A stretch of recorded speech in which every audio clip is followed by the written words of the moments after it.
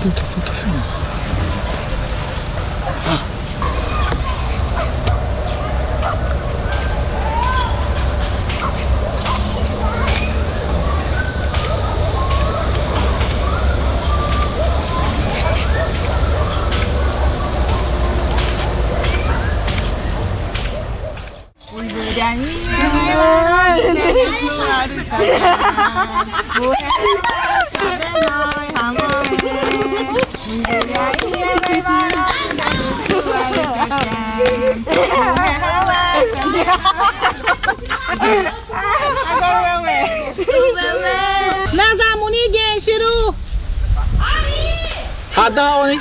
Hadaoni. Televisão ganha água ali. Cucu. Não. Vergonha. Quer comer o bolo? Quer comer o bolo e de cozinhar? A Atini é uma organização social sem fins lucrativos. Foi criada em 2006 aqui em Brasília por um grupo de pessoas preocupadas com a questão da sobrevivência das crianças indígenas em situação de risco. Então, a Atini é formada por líderes indígenas preocupados com essa causa, por antropólogos, linguistas, missionários, pessoas de vários setores da sociedade que estão comprometidas com o bem-estar da criança indígena, com a dignidade da criança indígena. Beijinho nela, cadê o beijinho da sua amiga? Beijinho na Racani, beijinho. Ai, ai, ai, ai, ai. Eu nasci na tribo Suruahá, uma tribo semi-isolada e bem distante no Amazonas. Quando eu nasci, a minha mãe me chamou de Racani, porque eu era muito alegre. Mas o nome Racani também me lembra todo o sofrimento que eu vivi.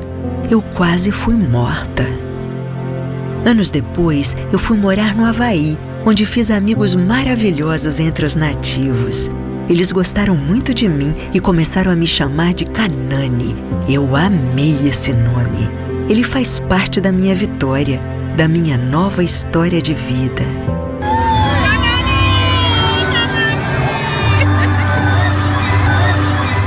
Kanani. Kanani significa a beleza de Deus.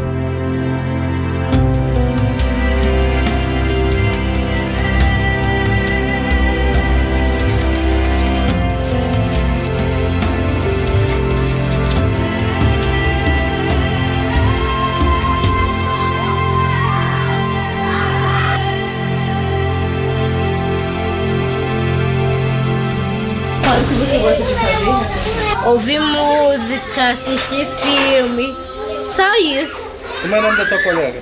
Sheila, ela é da tribo Camaiurá. E você? Suruahá. 3, vai!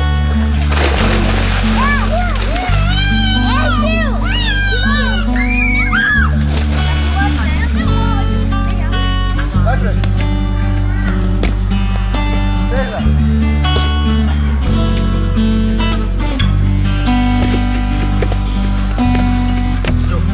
A Racani nasceu na aldeia Suruahá. Ela é filha de um casal que era um dos casais mais importantes da aldeia. O pai era um grande caçador, a mãe era uma mulher muito bonita, muito respeitada, muito querida pela tribo. E quando a Racani nasceu, eles já tinham 3 irmãos, ela já tinha 4 irmãos, todos meninos. 3 meninos perfeitamente saudáveis e um menino que tinha uma dificuldade motor, ele não andava, ele não falava, era um Niauí. Então a Racani nasceu, foi a 5ª filha, foi muito amada, muito querida pelos pais, muito querida pela mãe. Só que com o passar do tempo perceberam que ela tinha o mesmo problema do irmão. Quer dizer, ela também não desenvolvia como as outras crianças. Então ela não andou, não falou. Então a pressão da comunidade sobre a família foi muito grande, porque os Suruahá não aceitam nenhum tipo de deficiência. E a família agora tinha 2 filhos deficientes. Então aquela pressão velada, mas aqueles rumores sobre a origem daquelas crianças que não eram crianças perfeitas, que não tinham alma, e a pressão para que elas fossem sacrificadas. Quando a Racani estava com cerca de 2 anos e meio, os pais se suicidaram.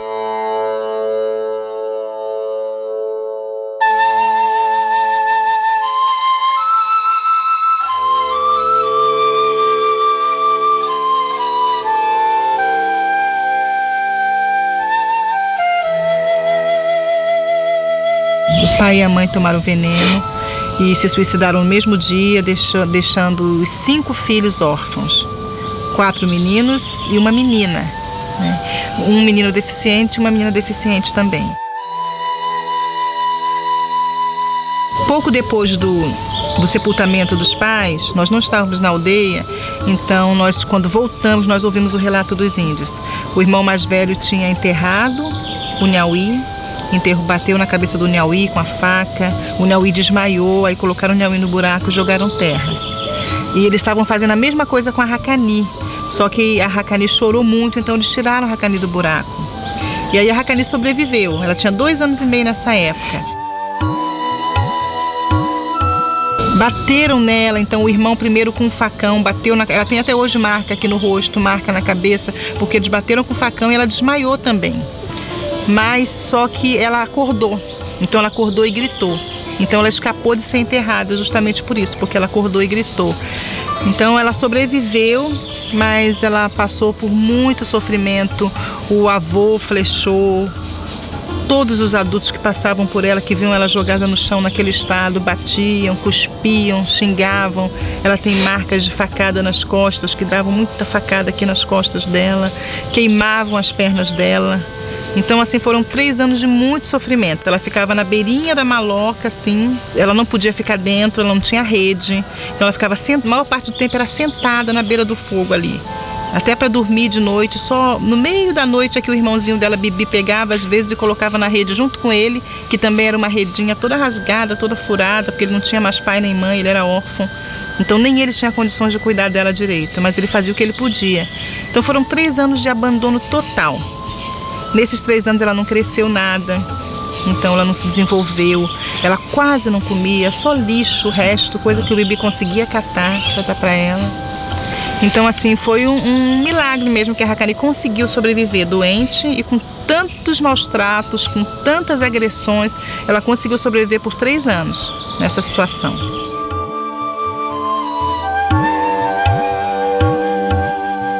À medida que ele foi crescendo, se tornando já um adolescente, aí as pessoas diziam para ele que por que ele ficava carregando aquela coisa, né, que não tinha valor nenhum e que ele ia ser um homem igual ao pai dele, matador de anta, importante, né?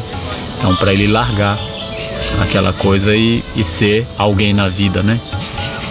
Então, mais ou menos nessa época, a Racani estava muito doente, estava muito mal. Eles saíram para um acampamento de pesca e ele que carregava sempre a Racani, né? Aí ele acabou deixando na casa onde a gente estava a Racani e foi pescar, né? Então, nesse momento, quando ele largou a Racani lá onde nós estávamos, eu fui lá, peguei a Racani, falei com os avós, né? Com a avó dela, né? E com os outros irmãos que estavam lá, se ninguém ia cuidar dela, né?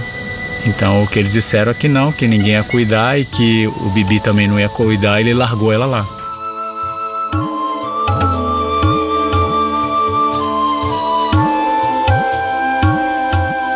Aí nós começamos a cuidar dela, então com a permissão de todo mundo lá dentro, né? E quando o Bibi retornou da pescaria, nós perguntamos para ele se ele ia continuar cuidando da irmã dele. Aí ele disse que não e que ele estava dando ela pra gente. Fica para vocês, eu não quero mais não. Por causa disso, então, nós começamos a cuidar dela e trouxemos a Racani para a cidade e o tratamento e tudo mais, né?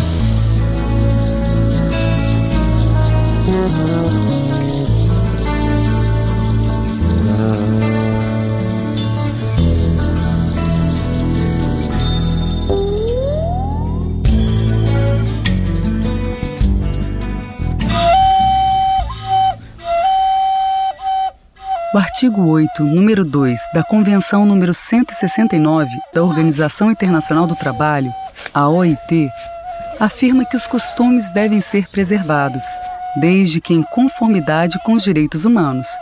Ele diz o seguinte: esses povos deverão ter o direito de conservar seus costumes e instituições próprias, desde que eles não sejam incompatíveis com os direitos fundamentais definidos pelo sistema jurídico nacional, nem com os direitos humanos internacionalmente reconhecidos. Sempre que for necessário, deverão ser estabelecidos procedimentos para se solucionar os conflitos que possam surgir na aplicação deste princípio.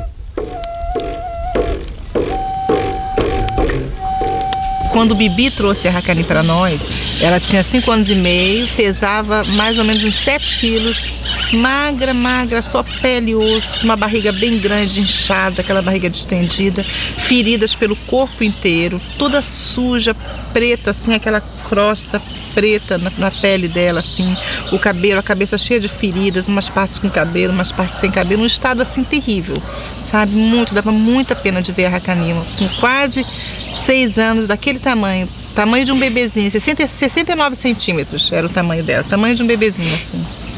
Então nós começamos a cuidar na aldeia mesmo primeiro, porque a gente precisava de uma autorização para sair da aldeia com ela, mesmo que ela estava morrendo.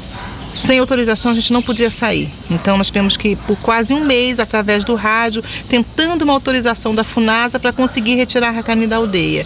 Durante esse mês a gente cuidava como podia, fomos tentando alimentá-la aos pouquinhos, tentando mantê-la pelo menos limpa e viva para conseguir chegar na cidade e descobrir o que ela tinha. Porque nessa época nós nem sabíamos ainda qual era a doença, qual era o problema da Racani. E ela não tinha reação nenhuma, o rosto dela era totalmente duro, ela não sorria, ela não olhava para a gente nos olhos, então a impressão que a gente tinha é que ela tinha algum problema mental muito sério, porque além de não andar e não falar, o rosto dela era totalmente duro, totalmente sem reação, né?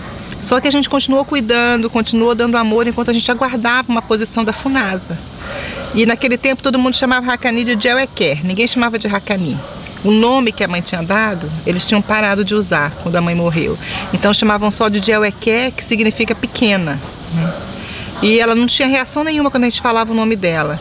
Aí eu lembro que um dia eu estava cuidando dela assim, e ela nem olhava para mim, e eu me lembrei da mãe dela, quando ela era bebezinho, a mãe falando, eu vou chamá-la de Racani, porque ela é muito alegre, né? Aí nessa hora eu olhei para ela e falei, Racani? Aí pela primeira vez ela olhou para mim e deu um sorriso. Foi o primeiro sorriso dela, foi quando eu falei o nome dela.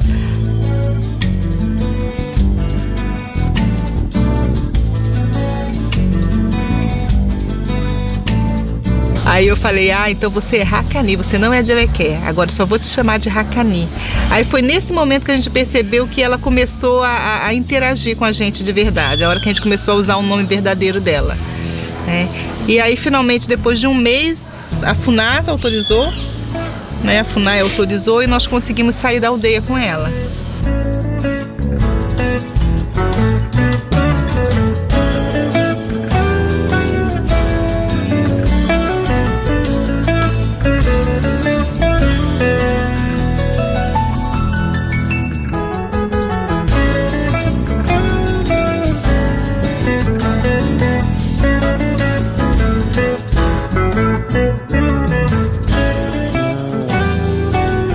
Na cidade foi que descobriram que ela tinha hipotireoidismo, que é uma doença que seria facilmente tratada, ela não teria nenhuma sequela se tivesse descoberto quando era pequenininha. Agora, com quase 6 anos, ela já tinha assim, danos que eram irreversíveis.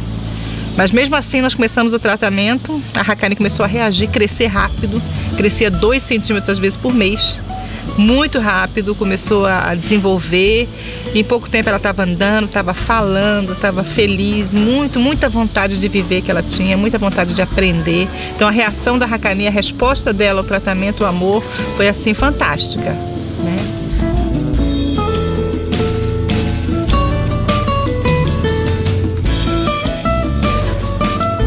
Chegando em Porto Velho, a gente conseguiu o atendimento com um médico particular, né, que se ofereceu a cuidar dela, um endocrinologista infantil, né? Então se dispôs a cuidar dela gratuitamente, né? Ele encaminhou ela para Ribeirão Preto, que ele tinha feito a residência dele em Ribeirão Preto, né? Conhecia o pessoal de lá, então explicou o caso para o hospital lá em Ribeirão Preto, Hospital das Clínicas da USP em Ribeirão Preto, e eles disseram que receberiam a Racani sem problema, para ver estudar direitinho o problema dela e tentar descobrir realmente a causa do hipotireoidismo e todas essas coisas. Nós fomos até a Funasa pedir tipo uma autorização, né? Aí a Funasa disse que isso não era possível, né? Porque só iria, né? A Funasa não teria como dar esse documento porque ela não estava sendo encaminhada pela Funasa. Era um médico particular encaminhando para uma instituição com a qual a Funasa não tinha nenhuma ligação, nenhum convênio, né? Então ela não teria como autorizar essa viagem e nem cobrir os gastos dessa viagem, né? Então a gente disse, mas a gente quer uma autorização, os gastos a gente pode até cobrir, né? Eles falaram, não, então vocês têm que ir à FUNAI. Então nós fomos até a FUNAI e a FUNAI disse que não era com eles, porque era tratamento de saúde, então que nós retornássemos à Funasa. Aí retornamos à Funasa de novo, eles disseram então que não poderiam fazer nada. A única coisa que eles poderiam fazer é tipo a gente assinar um documento dizendo que nós estávamos assumindo total responsabilidade pelo tratamento da Haqqani. Então nós fizemos isso, mas isso não nos dava ainda também, legalmente falando, o direito de viajar com ela, né? Foi aí então que nós pensamos em ir até a infância da juventude e falar com o juiz e pedir para ele uma autorização para a gente viajar com a Haqqani, né? E então chegando lá nós explicamos a situação, né? E aí nesse momento que o juiz perguntou para a gente sobre essa questão, qual é o futuro dessa criança, né? O que vocês esperam dessa criança? Ela pode voltar para a aldeia? A gente falou, eu acho que não pode voltar para a aldeia porque não tem ninguém que cuide dela. Aí ele disse, e vocês já tentaram pensar em adotá-la?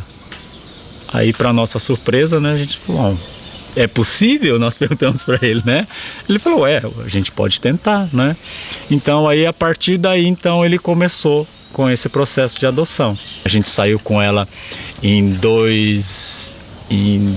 dezembro de 2000. Os papéis de adoção saíram em 2005. Foi uma batalha muito grande, né? O juiz, ele tentou entrar em contato com a FUNAI várias vezes, porque ele precisava de uma posição da FUNAI como órgão tutor, né?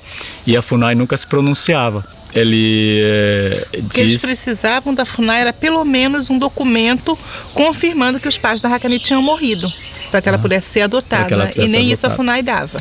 Então, o que a gente tinha era um controle de vacinação que a Funasa tinha, que era no ano os nomes dos pais estavam, no outro ano os nomes dos pais não estavam, né? Então constava como óbito, mas não tinha nenhum documento dizendo que um atestado de óbito dos pais, né? Na época tinha uma família, né, Suruahá lá em Porto Velho fazendo tratamento de saúde. Então ele aceitou o depoimento dessas famílias, dizendo que os pais da Haqqani tinham falecido e tudo, né? E juntou isso ao processo. E como a FUNAI não se manifestava, então ele nos disse assim que ele entendia que a Haqqani era uma criança, né? Não importava se era indígena ou não, mas ela era uma criança e que ele ia tratá-la como uma criança. E ele explicou pra gente que o processo funcionou dessa forma. Uma criança que o pai fica 3, 4, 5 anos sem se manifestar, sem cuidar dela, ela é considerada abandonada e o Estado, então, entrega essa criança para adoção. Então, ele considerou a mesma coisa. A Haqqani, como índia, era tutelada pela FUNAI e a FUNAI tinha abandonado, porque não se manifestou em nenhum momento sobre o futuro dela. Então, na verdade, como criança abandonada, ele deu a adoção pra gente.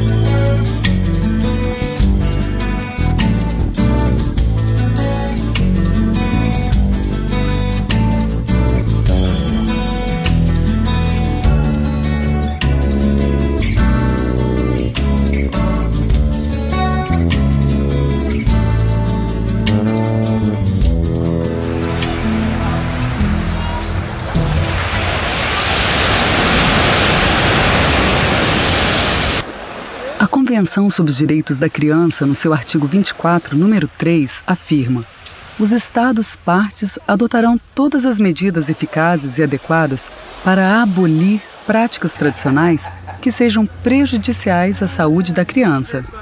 E o artigo 7 do capítulo 1 do Estatuto da Criança e do Adolescente afirma que a criança e o adolescente têm direito à proteção, à vida e à saúde mediante a efetivação de políticas sociais públicas que permitam o nascimento e o desenvolvimento sadio e harmonioso, em condições dignas de existência. Olha essa mulher. Mulher? Cadê? Essa mulher branca. Mulher...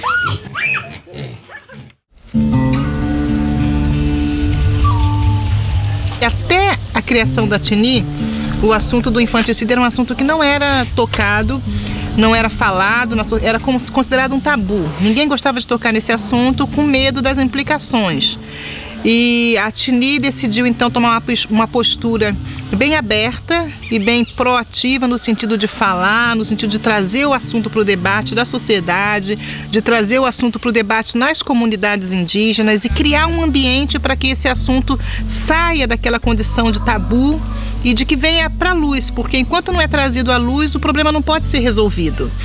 Então a missão da Tini é reduzir a mortalidade infantil nas comunidades indígenas através da educação, através da conscientização em direitos humanos e também através do apoio assistencial às famílias que têm alguma criança em situação de risco.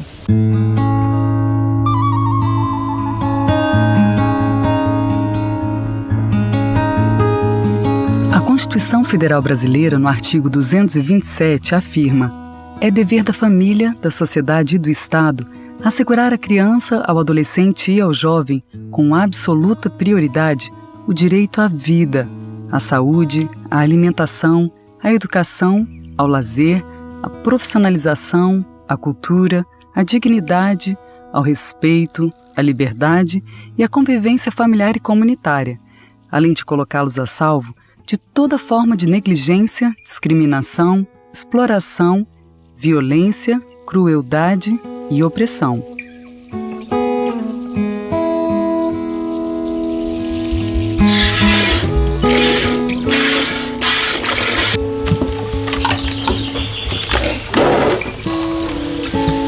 Você quer o quê? Você já pode se servir, tá? Maior, né? Vamos pra onde? Vamos pra escola. Ele tá de... Eu vou de moto, pode ir embora. Vamos pra escola. Quem quer ir comigo? Sheila vai pra escola também? A gente desejou criar um movimento que desse voz a essas comunidades, desse voz especialmente às mães, que são as mais vulneráveis e que sofrem mais quando tem que sacrificar uma criança ou abandonar uma criança. E o desejo da Tini, da organização, é dar voz a essas mulheres para que elas tenham como expressar o desejo delas. E o desejo delas, invariavelmente, é que as crianças tenham a oportunidade de viver. Sempre houve aquela mulher, aquele homem, aquele pai de gêmeos que, mesmo indo contra a tendência da cultura, decidiam criar seus filhos. Só que essas pessoas eram discriminadas, muitas vezes elas tinham que abandonar a tribo. Então, o desejo da Tini é amplificar a voz desse dissidente, desse que não aceita a prática do infanticídio e deseja um futuro diferente para suas crianças. Até hoje, poucos tiveram coragem de se manifestar, mas através do trabalho da Tini, eles estão começando a falar e as próprias aldeias estão começando a discutir a questão abertamente em reuniões e a buscar alternativas para esse problema.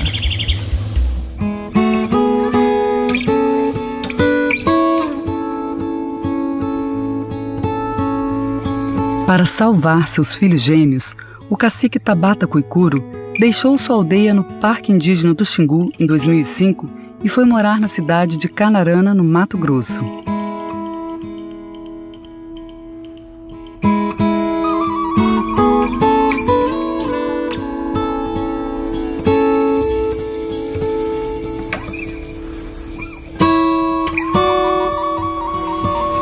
Por ser filho de mãe solteira, Amalé foi enterrado assim que nasceu, na tribo Camaiurá, no Alto Xingu.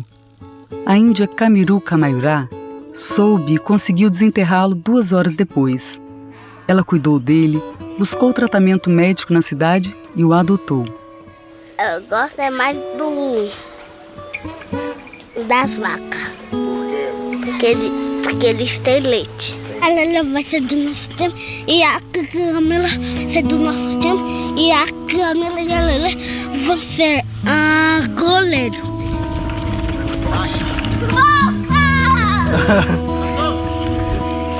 Ele molhou o cabelo dele. Cadê aí?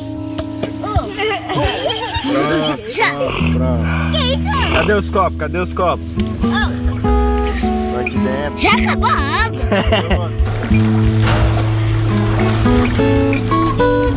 Hoje, Amalé tem 17 anos. É um menino inteligente, está concluindo o ensino médio, gosta muito de esportes e ama futebol. Oi, meu nome é Kanani e eu sou indígena e eu quero fazer o pedido do Congresso Nacional que, por favor, aprovem a Lei Moadi. Muitas crianças estão morrendo e elas precisam ser salvas. E eu quero que salvem. E não tem jeito de vocês falarem não, que eu estava lá. Eu sou sobrevivente, meu irmão não sobreviveu. Vamos aprovar essa lei logo. Muito obrigada, as crianças indígenas agradecem muito. Muito feliz.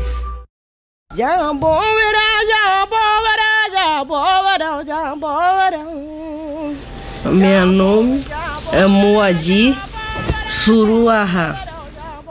O projeto de lei 1057, de 2007, foi batizado de Lei Moadi, em homenagem à coragem da indígena Moadi Suruahá.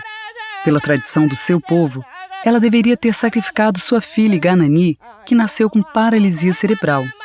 Mas Moadi enfrentou não só os costumes de sua sociedade, mas toda a burocracia da sociedade nacional para garantir a vida e o tratamento médico de sua filha. Como que a onça faz? Faz. O barulho da onça. Faz. É assim? É. E o macaco, como ele faz? Quando o projeto de lei foi encaminhado da Câmara para o Senado, tornou-se o PLC 119/2015 e houve uma ampliação no rol de proteção, incluindo o combate à violência contra a mulher indígena, adolescentes, indígenas com deficiência e idosos. A Lei Moadi, se aprovada, vai garantir que os direitos das crianças indígenas sejam protegidos com prioridade absoluta, como preconizam a Constituição Brasileira, o Estatuto da Criança e do Adolescente e todos os acordos internacionais de direitos humanos, dos quais o Brasil é signatário.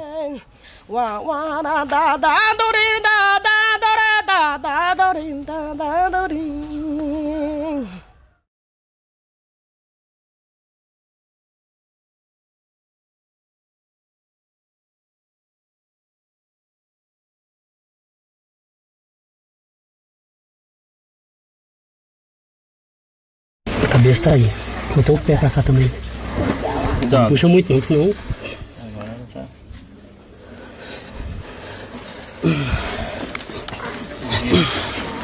Tá dura essa terra. Chama a ambulância. Chama a ambulância aí, já. Chama a ambulância. Já avisa o hospital. Tá toda quebrada a criança. Egito?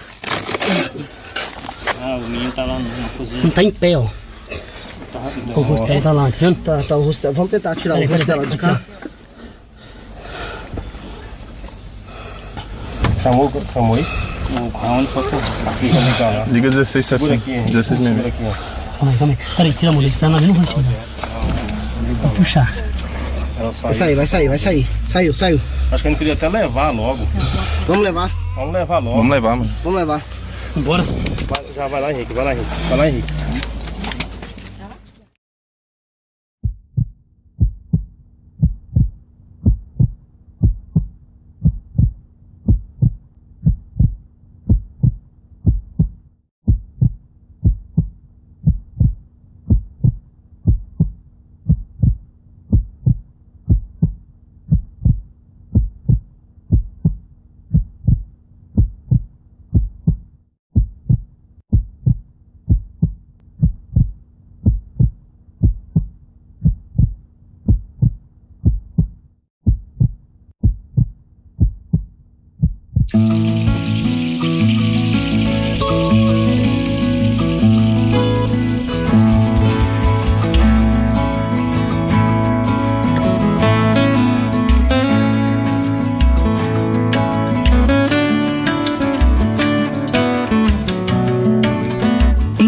2008, Kanani teve uma experiência inesquecível.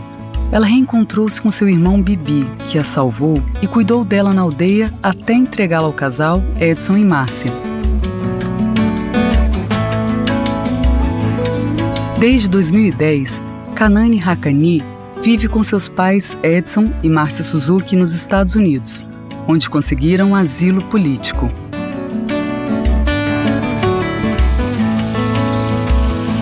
Ela está muito bem, ela está muito feliz, alegre, ativa, está sempre inventando coisas novas. Ela tem muita imaginação, gosta de viajar, gosta de desenhar. Gosta muito de música, passa horas ouvindo música. Baby, baby, oh, why, baby, baby, baby, no, why, baby, baby, baby, oh, that you run with my mind.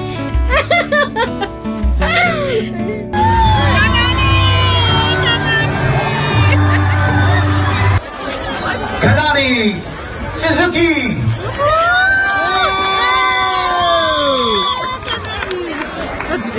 And Tufana Zinstein. Welcome to the classes of Miss Lauren Applebaum and Miss Yana Weiss. Mr. Daniel Weiss,